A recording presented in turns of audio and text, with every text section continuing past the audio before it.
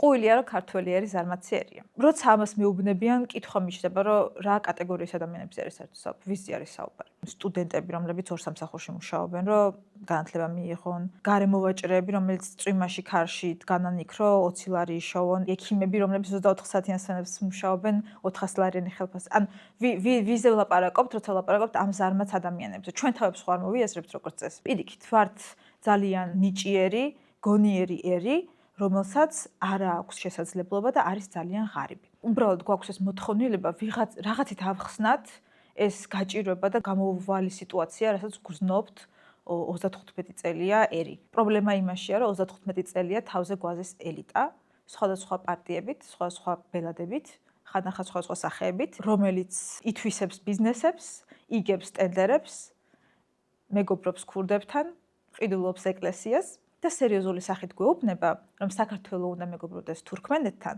ყირგიზეთთან, ირანთან და სხვა მსგავს ყველაზე ღარიბ, ყველაზე კორუმპირებულ, ავტორიტარულ ქვეყნებთან განვითარებულ საზოგადოებას და რეალურად თანამედროვე სამყაროს, რომელიც ახლა არსებობს, პირიქით, ჩვენთვის ცუდი უნდა. მე შიგნით ყოფს რადიკალებად, სუპიხრებიებად, უსამშობლოებად, კარტოფილზე გაყიდულებად, იმისთვის, რომ საბოლოო ჯამში ერმა არ გაიხედოს წინ და არ დაინახოს, ვინ ხეირობს ამ ყველაფრით. ვისი შვილები არიან გამოკვებილები, ვისი გადასახადები არის გადახდილი და ვინ ცხოვრობს საუკეთესო ცხოვრებით ამ ქვეყანაში.